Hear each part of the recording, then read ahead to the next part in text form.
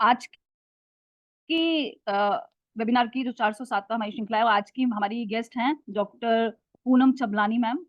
Ma'am आप please अपना video खोल लीजिए मैम। हाँ जी। डॉक्टर पूनम चबलानी मैम काफी रिनोन्ड नेम है होम्योपैथिक दुनिया में। मैम डायरेक्टर हैं होम्योपैथिक फिजिशियन ऑफ कार्डियोलॉजी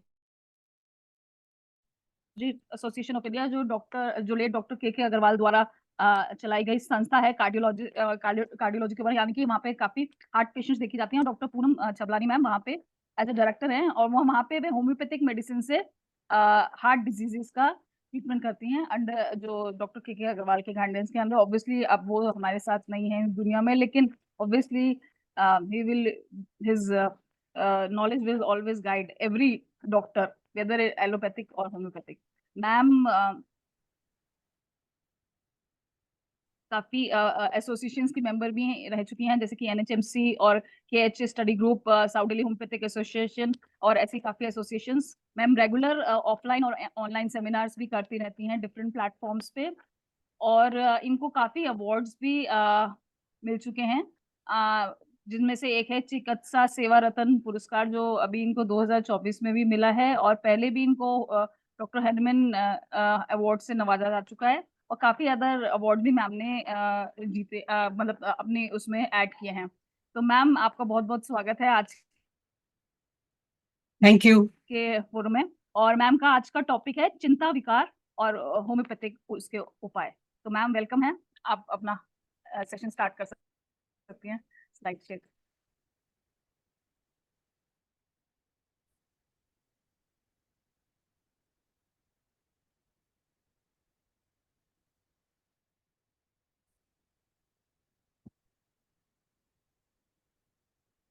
मेरी स्लाइड्स विजिबल है?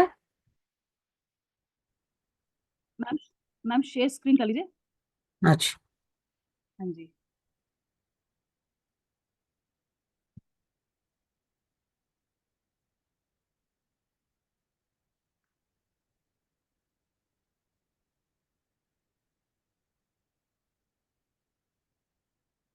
अब विजिबल है? हाँ जी मैम, बिल्कुल बिल्कुल। मैम इसको आप वो कर लीजिए, मतलब स्लाइड शो में चला लीजिए।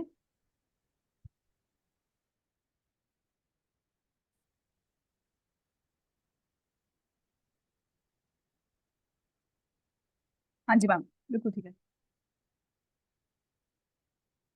एक मिनट।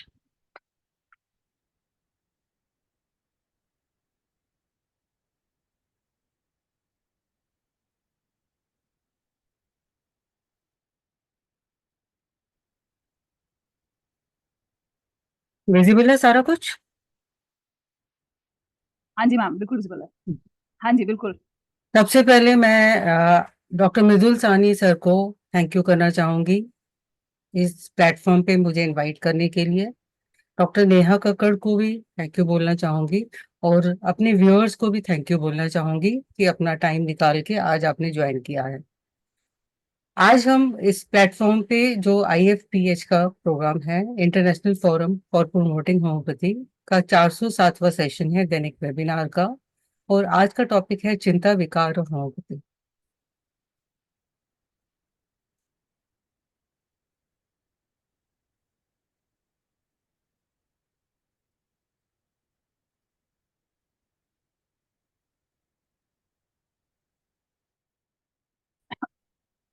आज का टॉपिक जो है चिंता विकार और होम्योपैथी। चिंता को हम बोलते हैं इंग्लिश में एंजाइटी डिसऑर्डर। ठीक है।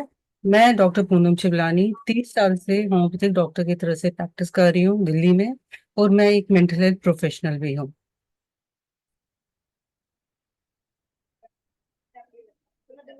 हर वेबिनार की स्टार्टिंग में एक डिस्क्लेमर होता है, इसमें भी हम कर रहे हैं एक डिस्क्लेमर। जो भी हम टॉपिक आज डिस्कस करें, एंजाइटी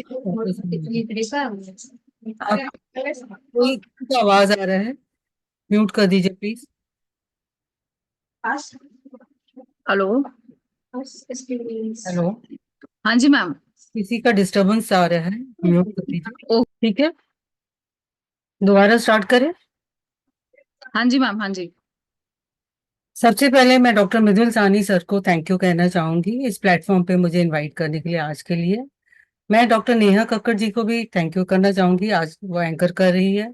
मैं आप सब व्यूअर्स को भी थैंक यू करना चाहूंगी जो आपने अपना टाइम निकाल के आज ज्वाइन किया है अपने इस टॉपिक को सुनने के लिए। आज IFPH जो international forum for promoting homeopathy का है, उसका 407वां सेक्शन है।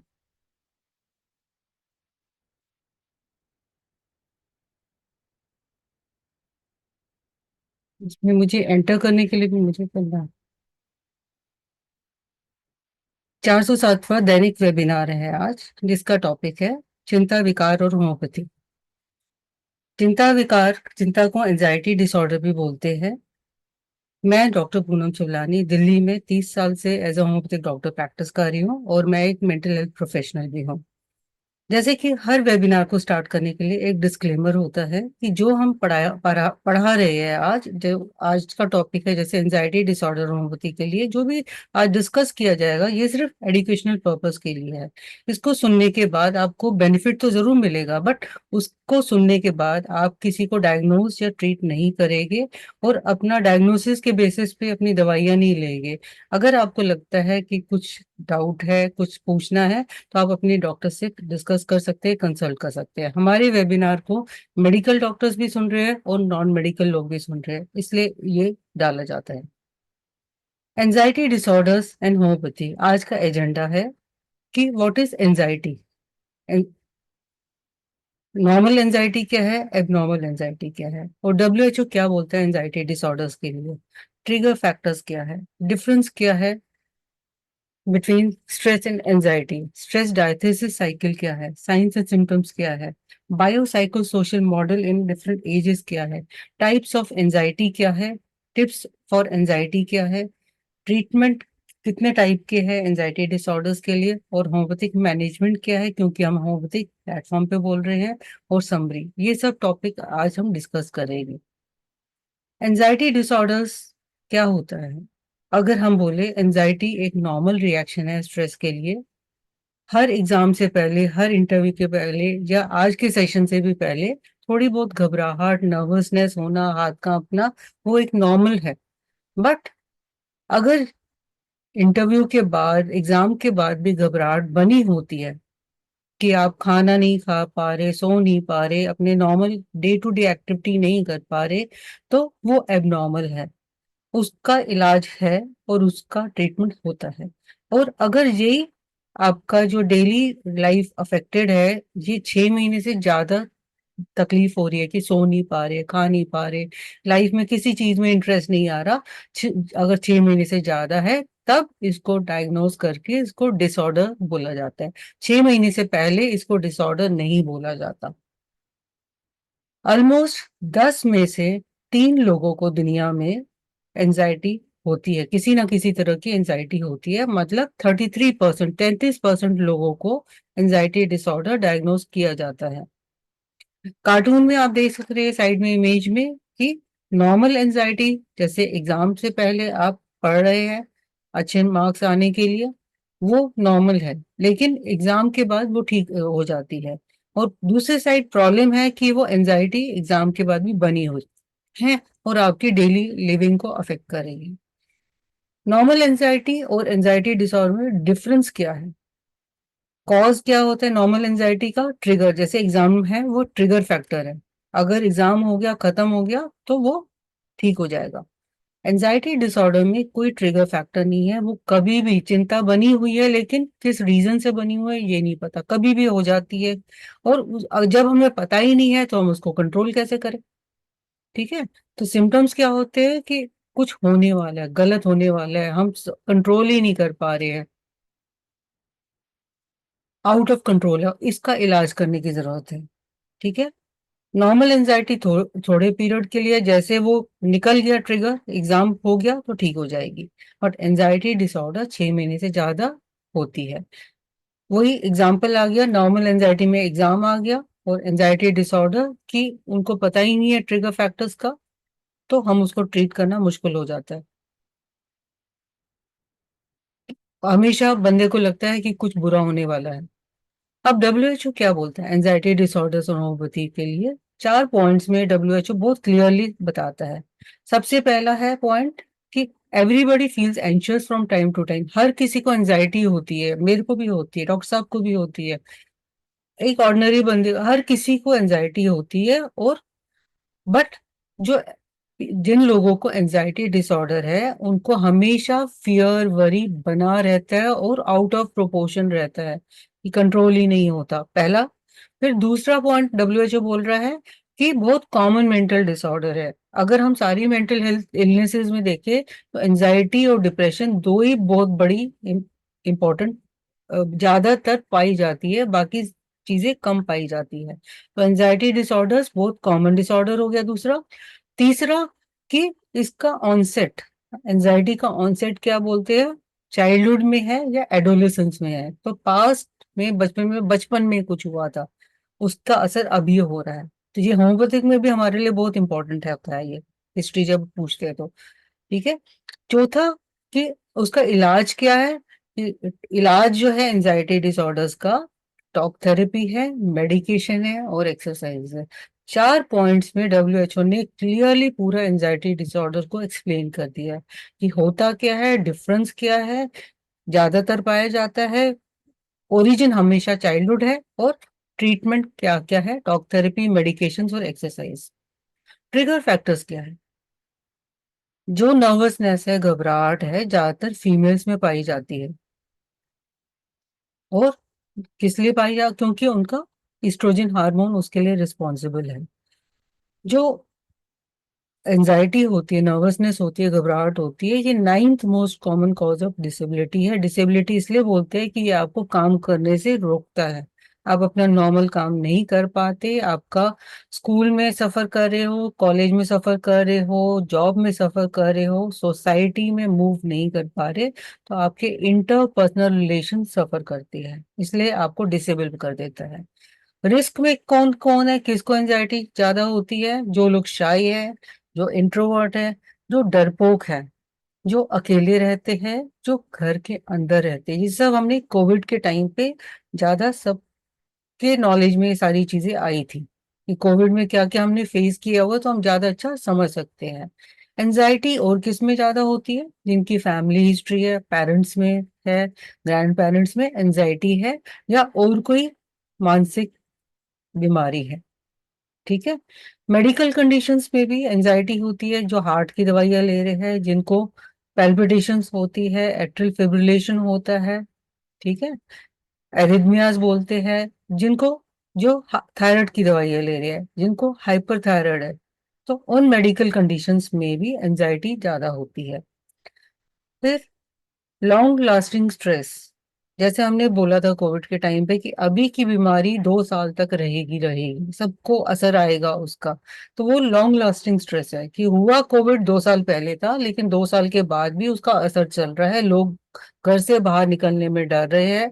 और वो टेंशन जो बना रहा 2 साल तक कि हाय अब दोबारा बीमारी आ रही है, दोबारा आ रही है, वो टेंशन नहीं, क्योंकि सबने बाहर जाना छोड़ दिया था, बाहर निकलने के लिए मुश्किल थी, इसलिए अब वो लॉन्ग लास्टिंग स्ट्रेस क्या कर रहा है, फिजिकल और मेंटल प्रॉब्लम्स कर रहा है। फिजिकल हेल्थ पे क्या करता है कि हार्ट इश्यूज, स्ट्रोक, नींद नहीं आ रही, क्योंकि लोग रात को बैठ के अपना सब न्यूज सुनते, रात को सोते नहीं थे, सारा रूटीन डिस्टर्ब हो गया था उन फेजेस में। फिजिकल प्रॉब्लम्स में नींद खराब हो जाती है, फिर रात को जागते हैं, दिन को सोते हैं। क्रोनिक पेन्स, दर्दें बनी हुई है, इलाज नहीं हो रहा, फर्क ही नहीं पड़ा दवाइयों का। फिर वीकेंड्स इम्यून सिस्टम, जिसको कोल्ड हुआ वो कोल्ड चला आ रहा है, ठीक ही नहीं हो रहा, किसी को कोई बीमारी हुई है, ठीक ही नहीं हो रहा, इम्यून सिस्टम वीक हो गया। और मेंटल हेल्थ को कैसे असर करता है लॉन्ग लास्टिंग स्ट्रेस। जब भी स्ट्रेस होता है तो जो आपके मूड के बैलेंसेस, मूड हार्मोन्स होते हैं, सेरोटोनिन, डोपामिन, उसका इम्बैलेंस हो जाता है, केमिकल इम्बैलेंस हो जाता है। तो आपको एंजाइटी, डिप्रेशन, कॉग्निशन इश्यूज की, दिन है रात है, खाया नहीं खाया, दवाई ली नहीं ली, ये सारी चीजें इश्यूज आ जाते हैं।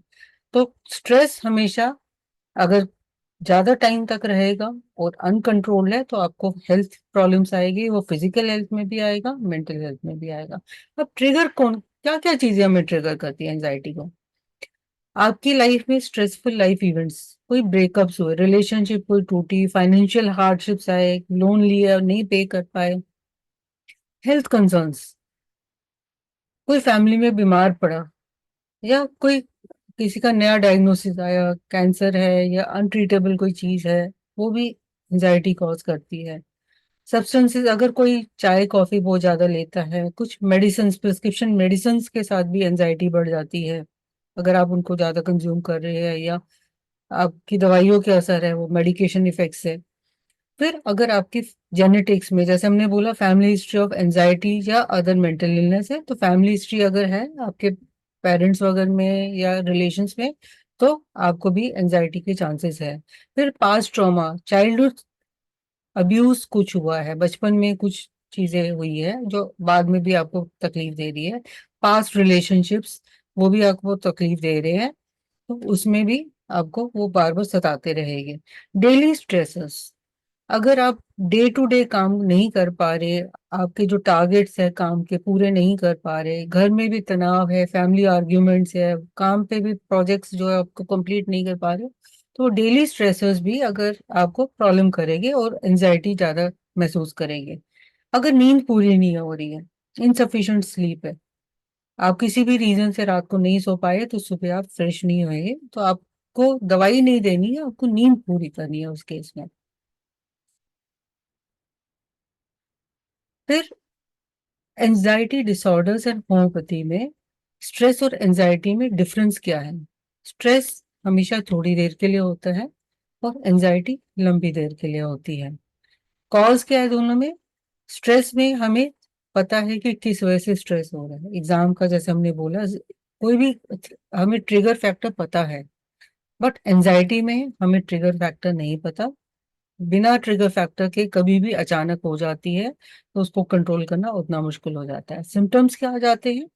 दोनों में जो कॉमन चीज आती है, जब भी आप घबराहट हो रही है, एंजाइटी स्ट्रेस कुछ भी हो रहा है, हार्ट बीट बढ़ जाएगी, सांस लेना तेज तेज हो जाएगा, पेट में एक अजीब से तनाव महसूस होएगा, चाहे वो डायरिया हो चाहे लूज मोशंस हो।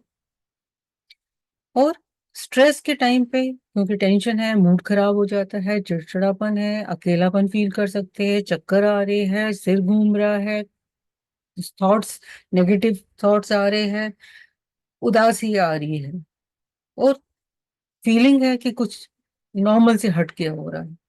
ठीक है। एंजाइटी क्योंकि लंबे टाइम तक चल रही है, वही मूड खराब जो अगर लंबे टाइम तक है, क्या करेगा? बेचैनी कॉज करेगा। आप एक जगह बैठ नहीं पा रहे हैं, टेंशन हो रहा है, हाथ पैर अकड़ रहे हैं, पसीना आ रहा है, नर्वसनेस हो रही है, और फीलिंग ऑफ अनइजीनेस या ड्रेड, मतलब कुछ कुछ बुरा होने वाला है, फीलिंग बनी रहती है। एंजाइटी डिसऑर्डर्स और होम्योपैथिक में एक कॉन्सेप्ट है, स्ट्रेस डायथेसिस मॉडल, या कि डोट्सन लॉ भी इसको बोलते हैं। इन्वर्टेड यू मॉडल है ये। अगर आप इसमें चार्ट में देखें, एक तरफ आपका परफॉर्मेंस है, एक तरफ अराउजल है। जो आप जब भी एंजाइटी कोई भी काम स्टार्ट कर रहे हैं, शुरू में थोड़ी एंजाइटी है, ठीक है, हर चीज को स्टार्ट करने के लिए थोड़ी एंजाइटी होती है। और जब इंटरेस्ट डेवलप स्टार्ट हो जाता है, उसमें इंटरेस्ट स्टार्ट होता है काम में आना, तब आपकी बॉडी क्या करती है? फर्स्ट रिस्पॉन्स क्या है अक्यूट स्ट्रेस में? फाइट और फ्लाइट रिस्पॉन्स। या तो उस जगह से भाग जाओ, या तो उसको फेस करके फाइट करो। ठीक है।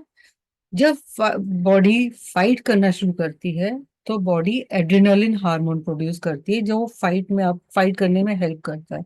जब भी कहीं आग लगी है या कोई पिन आया है, आपका हाथ उसमें नहीं, आपको जैसे हाथ में फील किया कि गर्मी आ रही है आग की, आप एकदम हाथ हटा लेते हैं। That is the first response. आप ये नहीं सोचेंगे कि लॉजिकल है नहीं लॉजिकल है, क्या, क्यों आग लगी, कैसे आग लगी, कोई रीजनिंग नहीं है। पहली चीज जो है, आप उससे फाइट करनी है, या उससे फाइट करोगे, या उससे फ्लाई करोगे, भाग जाओगे वहां से। ठीक है। फिर फर्स्ट रिस्पॉन्स एड्रेनालिन सीक्रेट हुआ, जो आपको उसमें हेल्प कर रहा है। कुछ टाइम बाद क्योंकि बॉडी टायर हो जा थक जाती है, तो कॉर्टिसोल भी आता है। जब एड्रेनालिन और कॉर्टिसोल दोनों मिलके आपको ऑप्टिमम अराउजल पे पहुंचते हैं, कि आप काम भी, एंजाइटी भी है, नॉर्मल एंजाइटी है, परफॉर्मेंस अच्छी हो गई है, 100% परफॉर्मेंस है, ठीक है, उस लेवल पे आपका जो भी आप काम कर रहे हो वो आप प्रॉपरली कर पा रहे हो। लेकिन कुछ टाइम बाद आपकी परफॉर्मेंस डाउन आनी शुरू हो जाती है, आपकी इंटरेस्ट कम होना शुरू हो जाता है, स्ट्रेस बढ़ना शुरू हो जाता है क्योंकि परफॉर्म नहीं कर पा रहे हो, और लेकिन फिर भी घसीट रहे हो काम को। जब घसीट रहे हो तो उसको बर्नआउट बोलते हैं। एक गाड़ी है, गाड़ी को आपने स्टार्टिंग में चलाया, पेट्रोल जब तक ऑप्टिमम लेवल पे आया बहुत स्मूथ चलेगी, कुछ टाइम बाद रिजर्व पे आएगी, कुछ टाइम बाद बिल्कुल वो खत्म होने वाले पे भी अगर चलाओगे तो गाड़ी खराब हो जाती है। तो आपकी गाड़ी को भी पेट्रोल की जरूरत है, मेंटेनेंस की जरूरत है, और जब बर्नआउट हो रहा है, थक रही है, तो उसको रेस्ट भी चाहिए, डाइट भी चाहिए, बाकी सारी चीजें, आपकी बॉडी भी एक गाड़ी जैसे ही है। अक्यूट स्ट्रेस में हमेशा फर्स्ट चीज होती है फाइट एंड फ्लाइट रिस्पॉन्स, ठीक है। तो जो भी आपका बॉडी का रिस्पॉन्स है वो आपका सारा एनर्जी कहाँ जा रही है, ब्रेन में जा रही है जो फाइट करने में हेल्प कर रही है, तो बाकी बॉडी को एनर्जी नहीं मिल रही है, तो पूरी बॉडी बाकी थकनी शुरू हो जाएगी और आप जल्दी थक जाते हैं फिर। इसलिए ऑप्टिमम अराउजल के बाद भी आप थक जाते हैं और परफॉर्मेंस डाउन आनी शुरू हो जाती है। अगर यही बर्नआउट मतलब आप स्ट्रेस में काम करते रहते क्रोनिक स्ट्रेस बना रहता है, तो आपकी बॉडी में जैसे हमने बोला फिजिकल हेल्थ और मेंटल हेल्थ अफेक्टेड होती है। फिजिकल हेल्थ में heart disease, stroke, chronic pain, sleep disturbances, anxiety and depression हो सकता है। तो फिजिकल और मेंटली आपको स्ट्रेस, क्रोनिक स्ट्रेस आपको तकलीफ दे रहा है। अब साइंस एंड सिम्टम्स क्या है एंजाइटी के? साइंस क्या, हम कैसे पहचाने कि बंदे को घबराहट हो रही है और हमें करना क्या है? जो आप देख सकते हो किसी को कि बार बार चिंता हो रही है, वो अपने डे टू डे काम नहीं कर पा रहा, डेली लाइफ में इंटरफेयर हो रही है, चाहे आपके साथ है चाहे किसी के साथ है, फिर उसकी वजह से सोशल लाइफ से कट हो जाता है कि मैं औरों के साथ काम नहीं कर पा रहा, मैं कट हो जाता है। और बार बार उसको पैनिक अटैक की, सांस नहीं आ रहा, घुटन हो रही है, तकलीफ मतलब कुछ ना कुछ सडन हो रहा है, फिक्स हो जाएगा कि मेरे को एक बार ही हुआ था अटैक, दोबारा फिर आ सकता है। तो हमेशा उसको एक बारी का एंजाइटी डिसऑर्डर, एक बारी का वो पैनिक अटैक हमेशा उसको डर में रखेगा कि कभी भी दोबारा अटैक हुआ तो मैं क्या करूंगा। और ये जो डर है, इरेशनल फियर है, avoidance of harmless object place और सिचुएशन। किसी को लिफ्ट में अगर डर लगा है, कभी फंस गया तो उसका डर बना रहेगा, वो दोबारा लिफ्ट में नहीं जाएगा। किसी सिचुएशन में डर बन सकता है, किसी छिपकली से डर हो सकता है, कॉकरोच से डर हो सकता है, क्राउड में डर हो सकता है। तो ये बहुत सारी चीजें हैं जो, जिसको एंजाइटी है उसको डर लगेगा, दूसरों को डर नहीं लगेगा उस सिचुएशन में। Out of blue panic attacks, कभी भी आ जाता है पैनिक अटैक, उससे डर बना रहेगा। Recurring nightmares, flashbacks, numbing of the past trauma. अगर किसी का सुनामी आया, तूफान आया, अगर आप उनसे पूछो तो वो सो नहीं पाते, सोने में भी वो फ्लैशबैक्स आते हैं कि पानी आ रहा है, सब चीजों को उजाड़ के ले गया, नाइट में उठ के बैठ गए, डर के वो पास पुरानी जो चीज है तूफान की, सुनामी की, वो सोने नहीं दे रही। बच्चों में एंजाइटी हम कैसे पहचानें? सिम्टम्स क्या है? बच्चा ज्यादा चिपकेगा, माँ के पीछे पीछे चिपकेगा, क्लिंगिंग है बहुत ज्यादा। तो और दूसरी चीज क्या होगी कि बेचैनी, हमने बोला बेचैनी है, बेचैनी में क्या होगा, हाथ हिल रहा है बार बार, पैर हिल रहा है, जो हमारे पास होम्योपैथिक में दवाइयाँ भी है।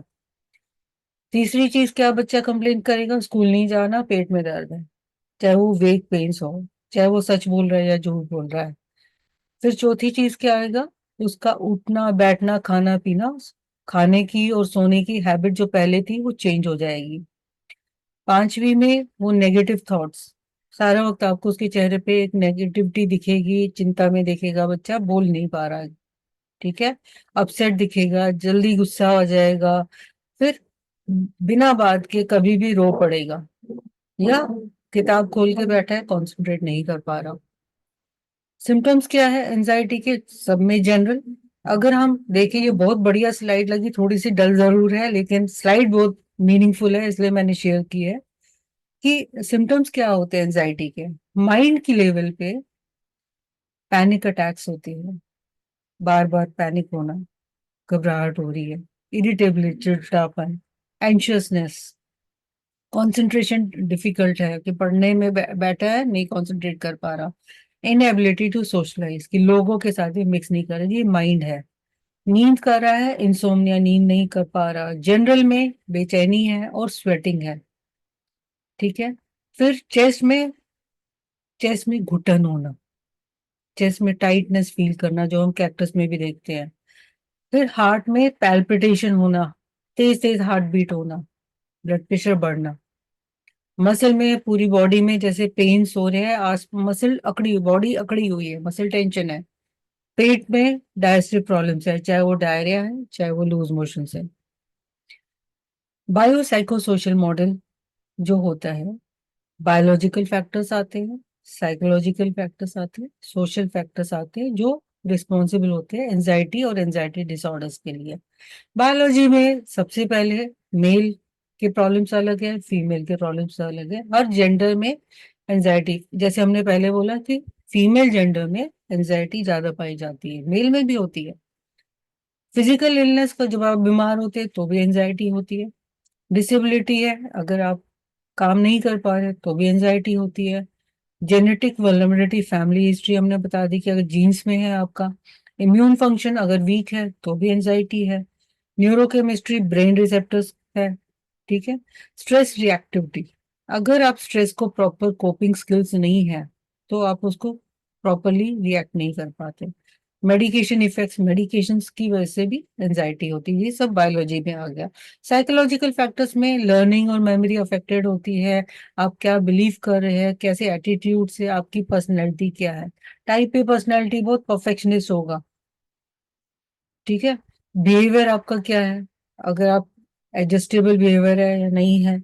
इमोशंस आपके कैसे हैं, साइकोलॉजी में वो सब आते हैं, पॉजिटिव इमोशंस है, नेगेटिव इमोशंस है। कोपिंग स्किल्स आपकी क्या है। Past trauma, childhood abuse, physical abuse, rape, sexual abuse, सारी चीजें उसमें आ जाती है साइकोलॉजी में। फिर सोशोलॉजिकल फैक्टर्स क्या है, सोशल सपोर्ट क्या है आपका, घर पे सपोर्ट क्या है, फैमिली में सपोर्ट क्या है, सोसाइटी में सपोर्ट क्या है, वो सब सोशोलॉजिकल फैक्टर्स है, सोशल फैक्टर्स है। फैमिली बैकग्राउंड क्या है, जरूरी नहीं कि हाई एंड रिच, बट हाँ पुअर बैकग्राउंड अगर है तो पुअर लोगों में मेंटल इलनेस ज्यादा पाई जाती है because of multiple other reasons. Cultural traditions anxiety को कैसे लेते हैं। सोशियो इकोनॉमिक स्टेटस की, फाइनेंशियल स्टेटस है तो उसके पीछे आपकी सोसाइटी में कैसे मूव कर रहे हो। हायर सोसाइटी में भी प्रॉब्लम्स होते हैं, उनके अपने प्रॉब्लम्स है क्योंकि वो एडिक्शंस में जाते हैं। एडुकेशन क्या है, अगर आप एडुकेशन इतनी है कि आप समझ पा रहे हैं तो आप उसका इलाज भी करेंगे। अब डिफरेंट एज ग्रुप्स में बायोसाइकोसोशल और स्पिरिचुअल मॉडल कैसे आता है। बचपन में क्या होता है, चाइल्डहुड में क्या, जैसे हमने बोला चाइल्डहुड अब्यूज वगैरह बोला, तो फैमिली हिस्ट्री है, फिजिकल, सेक्सुअल, अल्कोहल अब्यूज। ठीक है। ब्रोकन कॉन्फ्लिक्टेड फैमिली, अगर आपकी फैमिली डिसफंक्शनल फैमिली है, लड़ाइयाँ हो रही है तो गिल्ट बना रहेगा कि हम मदर फादर को लड़ते हुए देखा है। तो चाइल्डहुड में अगर कोई भी चीज रही है तो आपको आगे भी अफेक्ट करती है। पीयर प्रेशर, कंपटीशन बना होता है बचपन में भी, स्कूल्स में बुलिंग होती है, कोई बच्चा ज्यादा डोमिनेट कर रहा है, दूसरे को दबा के रखना चाहता है। ठीक है। स्ट्रेसफुल लाइफ इवेंट्स, कभी कोई बीमार हो गया, कभी कुछ तूफान आ गया, कुछ ना कुछ लाइफ में स्ट्रेसेस जो आपको उठने नहीं दे रहे, उससे बाहर नहीं आ पा रहे। एडोलेसेंस में जो टीनेज ग्रुप होता है वो ना बच्चों में रहता है ना बड़ों में रहता है, इसलिए उनके इमोशनल प्रॉब्लम्स भी होते हैं। प्यूबर्टल चेंजेस, बॉडी भी चेंज हो रही है और जो इमोशनल चेंजेस आ रहे हैं वो भी आ रहे हैं। तो प्यूबर्टल चेंजेस, फिजिकल चेंजेस आ जाएंगे। सडन सर्ज ऑफ हार्मोन्स होता है। सोशल स्टेटस है विद पीयर्स, और कंपटीशन बढ़ जाता है जैसे आप बड़े होते हो, टीनेज ग्रुप में जाते हो। Sexual orientation towards the opposite sex, conflicts with the family, क्योंकि आप बड़ों से बात नहीं कर सकते, बच्चों के साथ एब्जॉर्ब नहीं हो सकते, और आप अपने आपस में ही, सर्किल में ही, अपने एज ग्रुप में ही बात करना पसंद करते हैं, तो फैमिली को लाइक नहीं करते। मदर फादर से डिस्कस नहीं करते हो तो conflicts with in the family हो जाता है। एकेडमिक प्रेशर, पढ़ाई का प्रेशर बढ़ जाता है।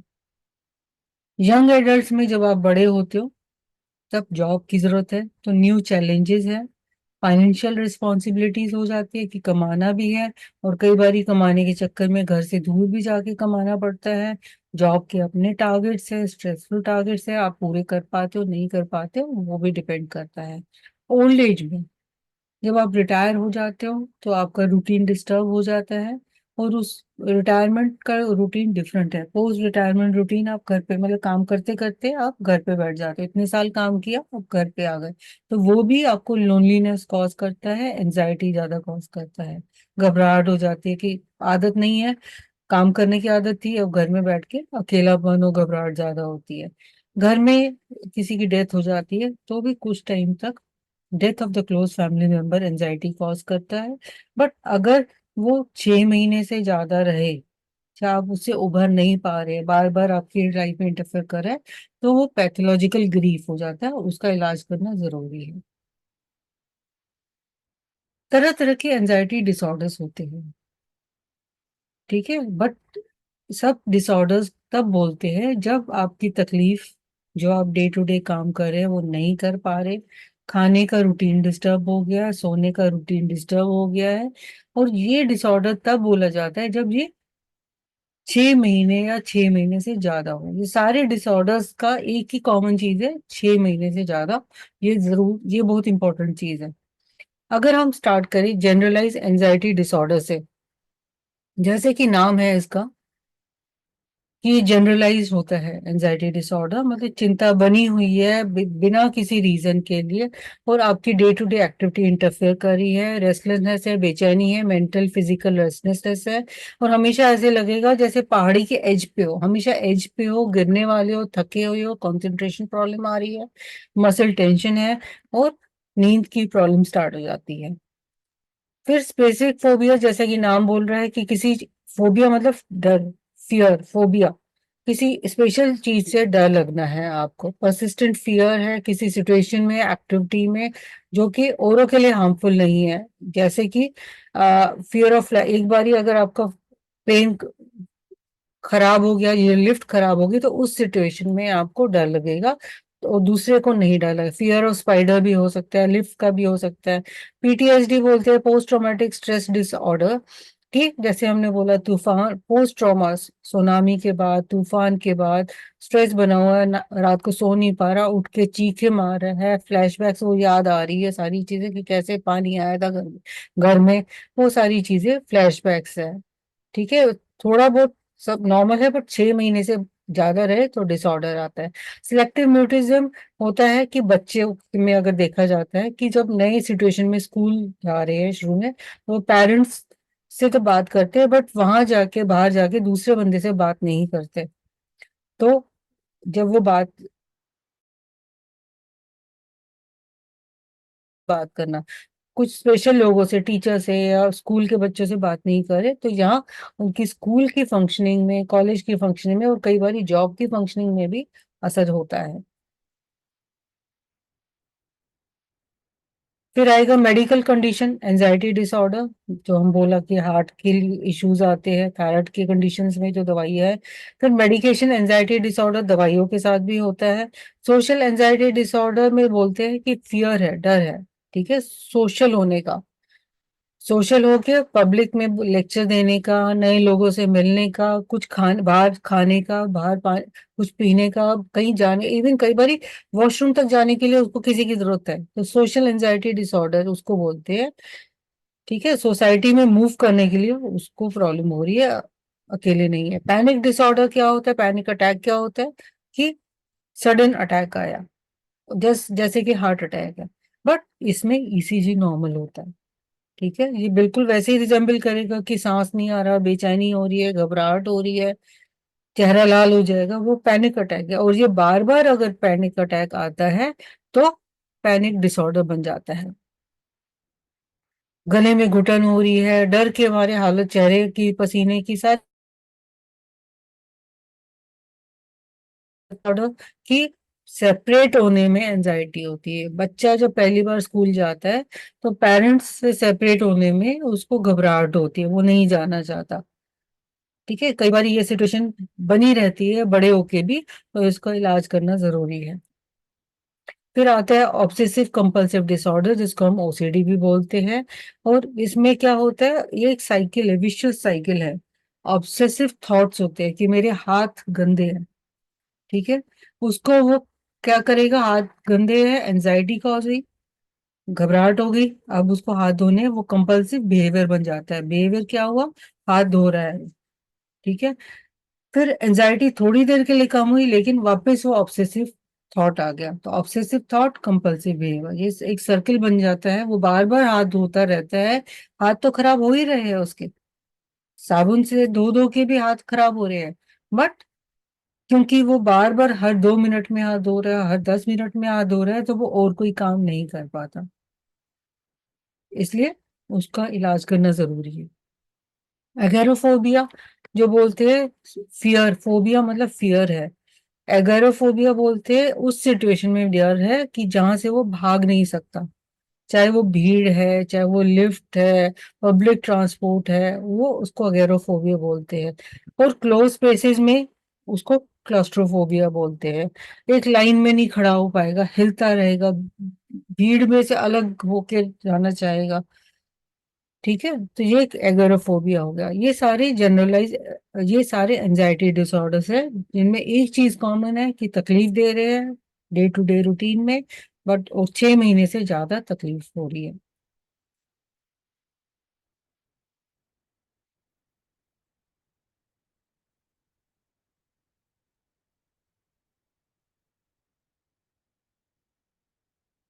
अब इसको कम कैसे करें, how to reduce stress and anxiety.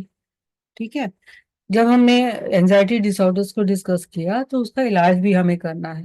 हमें सबसे पहली चीज है, दवाइयाँ नहीं आती। सबसे पहली चीज, उसको कम करने के लिए लाइफस्टाइल मैनेजमेंट चाहिए। उसमें आपका अ, जो, जब आपको तनाव हो रहा है तो उसको बंदे को रिलैक्स करवाते हैं कि मेडिटेट करो, थोड़ी थोड़ी ब्रीदिंग करो, शैलो ब्रीदिंग करो। जिसको नींद पूरी नहीं हुई है उसको कहते हैं कि नींद पूरी करो। कोई हॉबी है वो क्रिएट करो, नई हॉबी, जैसे ड्राइंग है, पेंटिंग है, म्यूजिक है, जिसको जो जो जो अच्छा लगता है वो करो। और जो उनको एक्सरसाइज से फर्क पड़ता है, एक्सरसाइज से आपका एंडोर्फिन्स बढ़ते हैं। ठीक है, तो आपका मूड अच्छा हो जाता है। बाहर, गो आउटसाइड, नेचर के साथ जाओ, बात करो, eat healthy food, avoid caffeine and alcohol. जितना चाय कॉफी और अल्कोहल को कम करोगे उतना अच्छा है। लोगों से मिलो जुलो, एक्टिव रहो कम्युनिटी में, एंड टॉक टू समवन। जब भी आप तकलीफ में होते हो, अकेले बैठने से बेटर है आप किसी से बात करो। तो ये सब जब आप फॉलो करोगे, आपकी 0 बैटरी 100% बैटरी बन जाएगी। और क्या कर सकते हैं, अगर आप यहाँ साइड पे देखें एक सूरज बना हुआ है, तो remember to start fresh every day.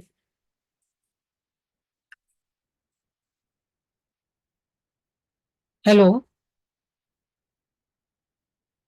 मेरी प्रेजेंटेशन आप देख सक रहे हो? मैम अभी चली गई है, अभी तक आ रही थी मैम। मैं करती हूँ दोबारा। हाँ जी।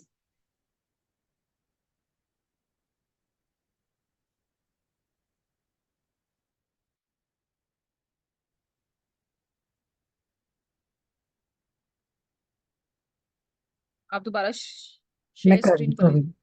हाँ जी।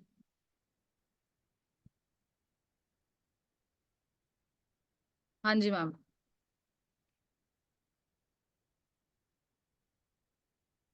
ठीक है, हाँ जी मैम। ठीक है। इससे पहले वाली स्लाइड विजिबल थी?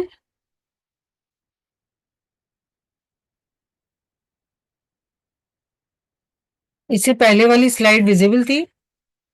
हाँ जी मैम, विजिबल है। ठीक है। अच्छा, और क्या हम कर सकते हैं एंजाइटी डिसऑर्डर्स के लिए, हमारे को टिप्स क्या है? यहाँ आप सूरज एक बना हुआ देख रहे हैं कि remember to start fresh every day. हर रोज सुबह उठ के सूरज में, सूरज की रोशनी में आपको अपना एक्सरसाइज करो, वॉक करो। सूरज से क्या होता है, सीरोटोनिन हार्मोन जो हमने बोला कि इम्बैलेंस होता है, सीरोटोनिन और डोपामिन सीरोटोनिन को एनहांस करता है। तो जितने भी डॉक्टर्स है एलोपैथिक में भी, वो आपको सबसे पहले दवाइयां नहीं देंगे, आपको बोलेंगे सुबह उठ के धूप की रोशनी में एक्सरसाइज करो, वॉक पे जाओ। ठीक है, तो धूप आपका मूड एलिवेट करता है, मूड लिफ्ट करता है, आप अच्छा फील करते हैं। फिर दूसरा आप कर सकते हैं, कोई किताब, अच्छी सी किताब जो आपको इंटरेस्टिंग लगे उसको उठा के पढ़िए और अपने माइंड को रिलैक्स करिए, वो चाहे किसी भी चीज की हो। फिर कनेक्ट करिए अपने लोगों से, अपने कलीग से जो आपको हिम्मत देते हैं बढ़ने के लिए, आगे बढ़ाने के लिए।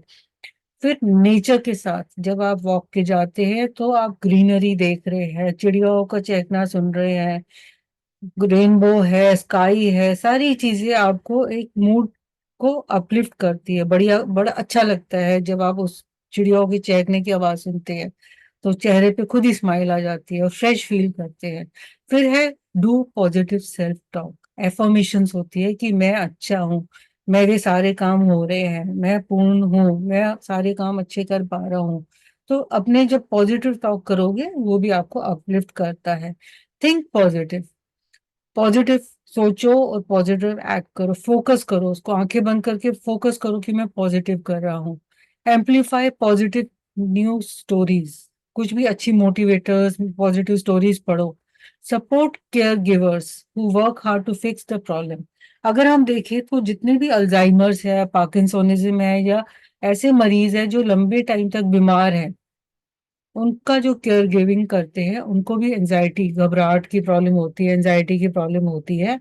तो उसको भी हमें केयर गिवर बर्डन भी आजकल बहुत कॉमन है, उसको भी हैंडल करना है, उनको भी बात करने की जरूरत है और उसको भी रेस्ट देने की जरूरत है कि आप शेयर करो बर्डन को किसी ना किसी के साथ। फिर stay connected with your friends and relatives. हमने कोविड में भी देखा कि हम किसी को, जब भी हम सब अलग आइसोलेशन में आ गए थे, अकेले अकेले अपने कमरों में आ गए थे, तो बोलते थे फोन से कनेक्ट करो, बात करो, जो फोन नहीं अगर कर पा रहे हो, वीडियो कर सकते हो, शक्ल देखोगे तो ज्यादा अच्छा महसूस करोगे, तो कनेक्टेड रहो, आप ज्यादा बेटर फील करोगे। फिर engage in the social interaction over phone और इंटरनेट। तो आप जब इंटरनेट से भी कनेक्टेड होते हो तो न दूरी का पता न पास का पता, अब हम इतने दूर है लेकिन हम पास भी है। हम लोग इतनी प्रेजेंटेशन जो कर रहे हैं, मैं दूर बैठी हूँ, आप दूर बैठे हो, बट हम सुन पा रहे हैं और हमें अच्छा लग रहा है। एंजाइटी डिसऑर्डर के ट्रीटमेंट टाइप्स, अगर हम कहें, सबसे पहला आता है लाइफस्टाइल का। लाइफस्टाइल हमें ठीक करनी है कि नींद पूरी करनी है, खाना ठीक हेल्दी होना चाहिए, एक्सरसाइज होनी चाहिए, ज्वाइनिंग अ सपोर्ट ग्रुप जहां अपनी प्रॉब्लम्स आप शेयर कर सकते हो, avoid smoking, alcohol, excess of tea and coffee. मतलब आपका खान पान अच्छा होना चाहिए, ठीक ठाक होना चाहिए, रूटीन, डेली रूटीन एक फॉलो करोगे तो बेटर फील करोगे। अगर हम कहें कि इसमें 5 डीज आते हैं, ठीक है, 5 डीज क्या आते हैं हमारे, कि एक डी आता है डेली एक्टिविटी, दूसरा डी आता है अपना पानी अच्छा पियो, ड्रिंक वाटर। फिर तीसरा डी आता है कोई भी प्रॉब्लम आती है तो माइंड को डाइवर्ट कर लो। चौथा डी आता है एक डायरी मेंटेन करो, जो चीजें आपको प्रॉब्लम कर रही है उसको एक डायरी में लिखते जाओ।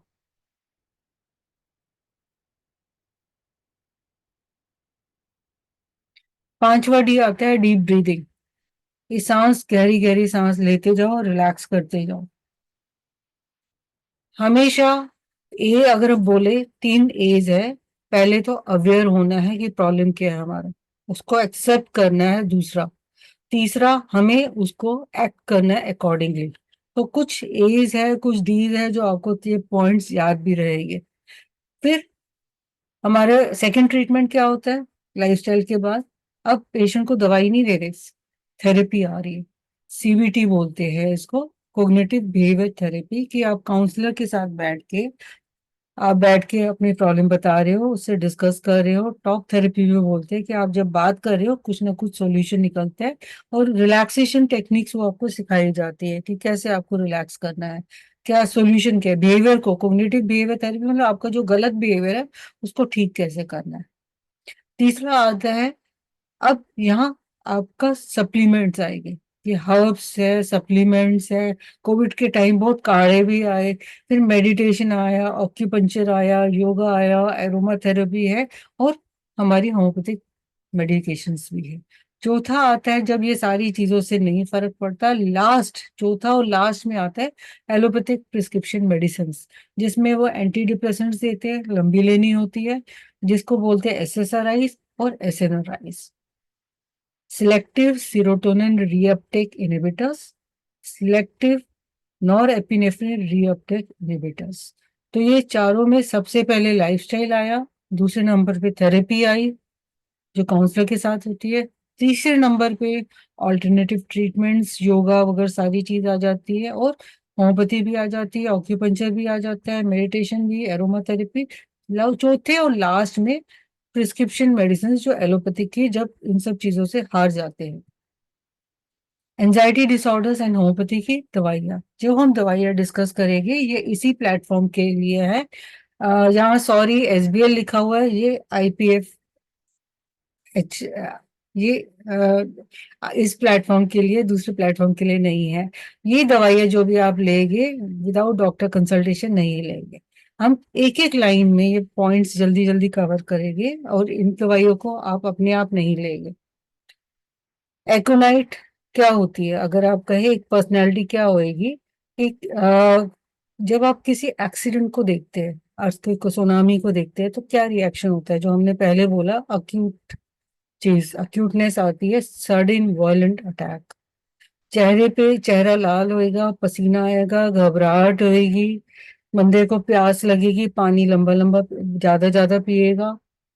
फियर है कि उसका क्या था, एक्सीडेंट में मैं मर जाता, मैं बच गया, नियर डेथ एक्सपीरियंस की मेरी ऐसी हालत थी। पैल्पिटेशन है, सांस नहीं आ रहा, ठीक है। अब जो फियर ऑफ डेथ है, इसमें वो क्या करेगा, इस टाइम पे, वो टाइम उसको दिख रहा है, वो डेट उसको दिख रही है, वो प्रिडिक्ट करता है कि इस टाइम और डेट पे मैं मरने वाला था। फियर ऑफ फ्यूचर है, क्राउड है, क्रॉसिंग द स्ट्रीट्स है, और पानी पीना शुरू करता है, उसको पता नहीं चलता, प्यास लगती जाती है उसको। अगर कहीं बेचैनी है, तो एकोनाइट में मेंटल और फिजिकल रेस्टलेसनेस है। आर्सेनिक में अगर हम ट्रायो ऑफ नैश की ट्रायो ऑफ रेस्टलेसनेस कहे, तो तो उसमें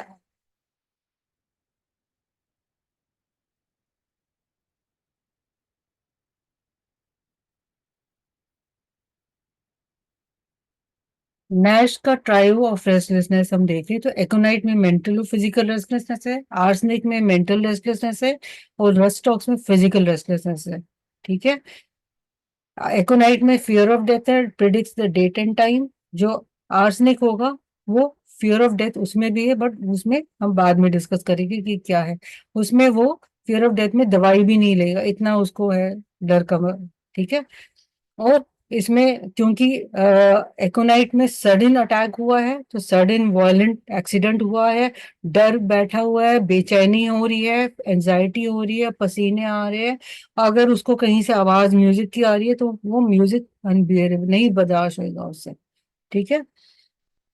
फिर सेकंड आता है अर्जेंटम नाइट्रिकम। अर्जेंटम नाइट्रिकम दवाई में अगर हम कहें तो क्या हुआ, इसकी पिक्चर अगर देखिए, किसी की लैब रिपोर्ट आ रही है, किसी का कोई एग्जाम का रिजल्ट आ रहा है, तो क्या होगा, वो चलता फिरता रहेगा कमरे में, जैसे बेचैनी हो रही है, रेस्टलेसनेस है, रिजल्ट आने वाला है, ये टेंशन हो रही है, उठा के चॉकलेट खाएगा, उठा के, उससे चॉकलेट खाने से हो सकता है उसका लूज मोशन वगैरह भी हो जाए। तो वो आप पिक्चर इमेजिन कर सकते हैं। और इसमें हम एक बेसिक तीन चीजें थी, हरी वरी तरी, हमेशा जल्दबाजी में रहेगा, वरी मतलब जल्दी चिंता करता रहेगा, कांस्टेंट चिंता कर रहा है, करी मतलब मसाले वाली चीजें खाना उसको पसंद है। फिर ट्रेमलिंग होगी, हाथ पैरों में हाथ पैर कांप रहे हैं, नर्वसनेस है, impulsive to tend to jump out of the window. फिर स्टेज फ्राइट एंड, कि स्टेज पे काम करने से डरेगा। आर्सेनिक में आता है सेम चीज आ रही है, बट उसकी इम्पल्सिव भी है, सारा कुछ है, बट उसका जो अगर कह रहे हैं आर्सेनिक परफेक्शनिस्ट होता है, सारी चीज मुझे परफेक्शन में चाहिए। फियर ऑफ डेथ है बट दवाई नहीं लेगा। कार्सिनोसिन में जो है उसका ट्रॉमेटिक चाइल्डहुड एक्सपीरियंसेस होते हैं, ठीक है। उसकी वजह से वो दो चीज, अगर जब आपको चाइल्डहुड में, या डोमिनेटिंग नेचर कोई भी पेरेंट्स हो सकते हैं या पार्टनर हो सकता है, उसके अफेक्ट से, तो उसमें वो क्या करेगा,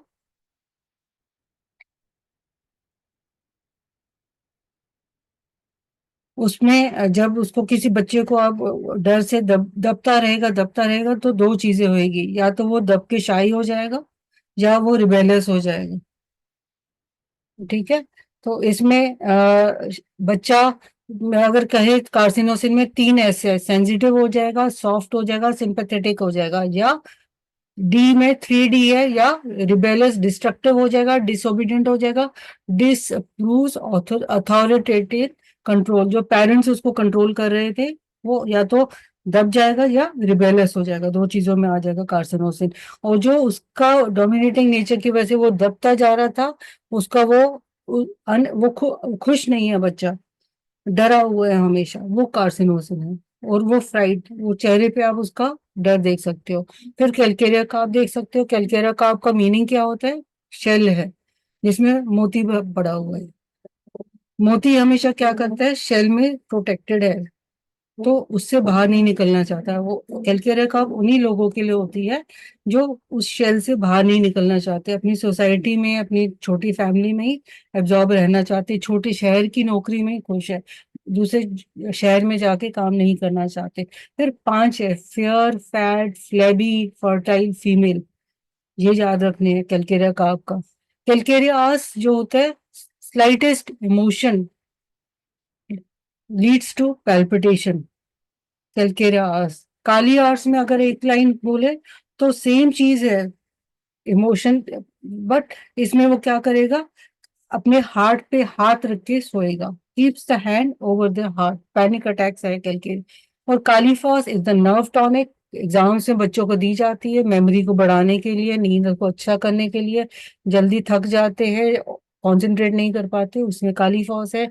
जलसीमियम अगर कहे तो की नोट सिम्टम्स है dull, drowsy, dizzy, trembling, weakness, paralysis, bad effects from fear, fright, exciting news, anticipatory anxiety होती है, और बच्चा डर के मारे चीखे मारेगा कि मैं गिरने वाला हूँ। बोरेक्स में भी होता है वो।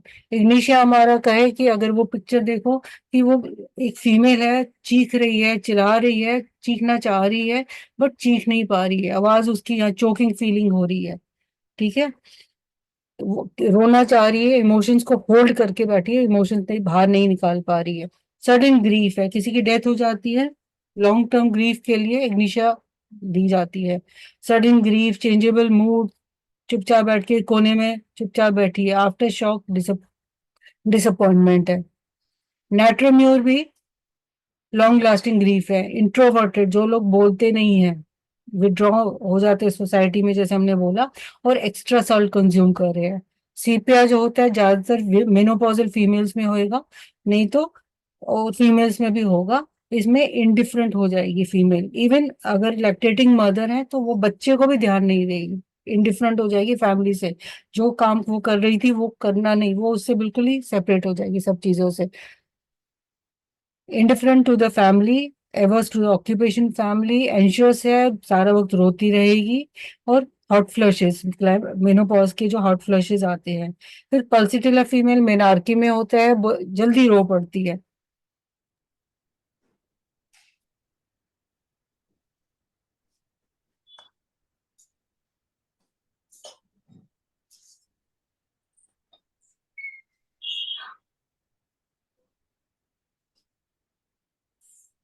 पल्सिटिला जल्दी हर बात पे रो पड़ेगी, बिना रोए बात ही नहीं कर पाएगी। ड्रेड ऑफ ऑपोजिट सेक्स की, ऑपोजिट सेक्स से हमेशा उसको डर लगा रहेगा। सिलिशिया जो होती है, अगर हम कहें कि चिली फीमेल है, हमेशा सिर कवर करना है उसको। थिंग्स, नर्वस फीमेल है, obstinate, headstrong children, fixed ideas की, वो एक ही चीज के पीछे वो को काउंट करते रहेंगे। स्टेफिस एग्रिया क्या होती है, अगर इमेजिन करो कि आपका बॉस आपको ह्यूमिलेट कर रहा है, आपको बेइज्जती कर रहा है, तो आपके अंदर उसके लिए क्या रिस्पेक्ट रहेगी? आपके इमोशंस दबे हुए रहेंगे, सप्रेस्ड इमोशंस रहेंगे, दबे हुए इमोशंस रहेंगे, और उससे चीखना चाह रहे हो आप, लेकिन आपकी वॉइस नहीं निकल रही है। लाइकोपोडियम में अगर एक वर्ड में गए, सोशल एंजाइटी डिसऑर्डर, कि सोशल होने में वो सोशल लेक्चर देने जा रहा है, लेक्चर देने के पहले घबराहट हो रही है, लेकिन लेक्चर फिर भी दे पा रहा है। समराइज करेंगे। Thank you so much.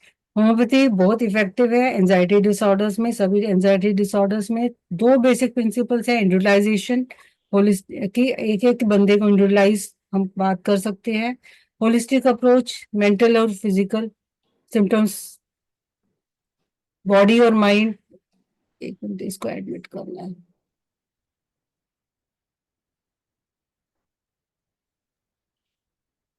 Based on the principle of, admit नहीं कर पा रही मैं।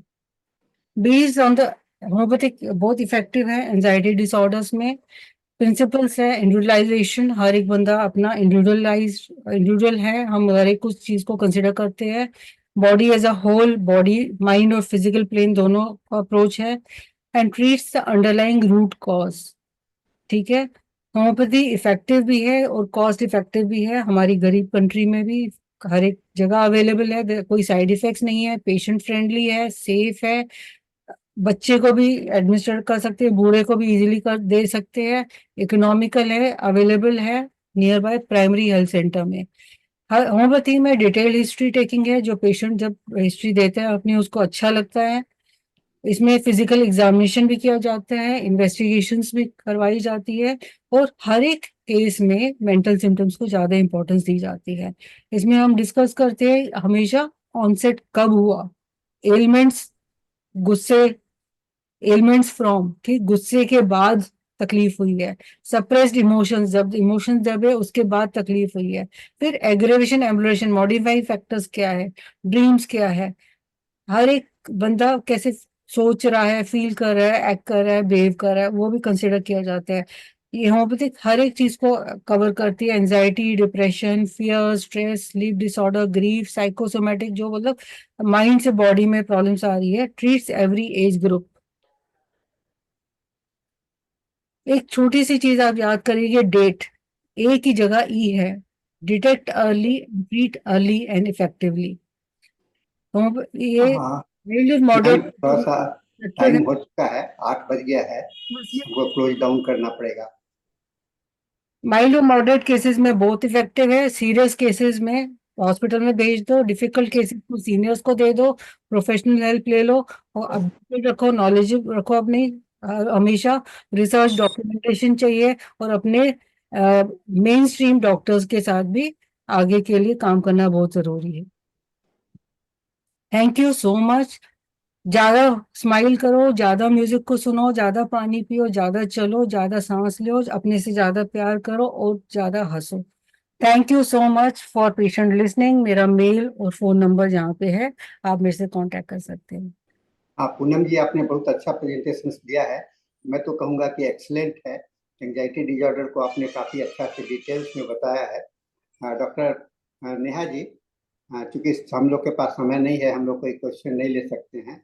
नेहा जी हाँ सेशन जी को सर। क्लोज हाँ जी करेंगे। Sir, thank you Poonam ma'am, बहुत ही बढ़िया आपने प्रेजेंटेशन दिया एंजाइटी डिसऑर्डर पे, कि जो different types of anxiety disorders होते हैं और उनको किस तरह से हमें मैनेज करना चाहिए, नेचुरली भी और even using homeopathic medicine along with allopathic medicine. अगर हम साथ में इन सब चीजों को मिलके यूज करते हैं तो ऑब्वियसली एंजाइटी डिसऑर्डर्स काफी अच्छे से हैंडल किए जा सकते हैं, क्योंकि आजकल काफी बढ़ रहा है ये चीज, और होम्योपैथी इसको